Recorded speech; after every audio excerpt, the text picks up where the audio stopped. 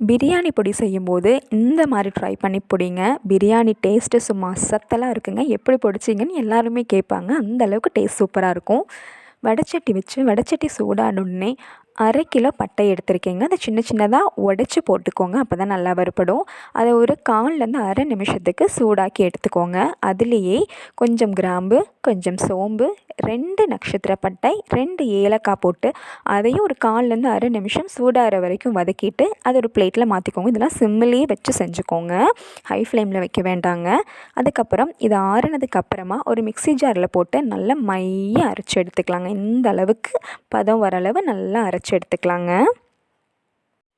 அதுக்கப்புறம் இதை அப்போவே கொண்டு போய் நம்ம ஸ்டோர் பண்ணி வைக்காமல் கொஞ்ச நேரம் இது ஒரு பிளேட்லேயோ இல்லை ஒரு டப்பாலேயோ போட்டு ஆற விட்டு ஸ்டோர் பண்ணி வச்சோன்னா ரொம்ப நாளைக்கு கெடாமல் இருக்குங்க. வாசமும் குறையாமல் இருக்கும். கண்டிப்பாக ட்ரை பண்ணி பாருங்கள். பிரியாணி செய்யும்போது 2லேருந்து 3 டேபிள் ஸ்பூன் போட்டு பொடித்தோம் அப்படின்னா போட்டு சமைக்கும்போது வேறு லெவலில் டேஸ்ட் இருக்குங்க. நம்ம கடையில் பிரியாணி பொடி வாங்கணுங்கிற அவசியமே இல்லைங்க. கண்டிப்பாக ட்ரை பண்ணி பாருங்கள்.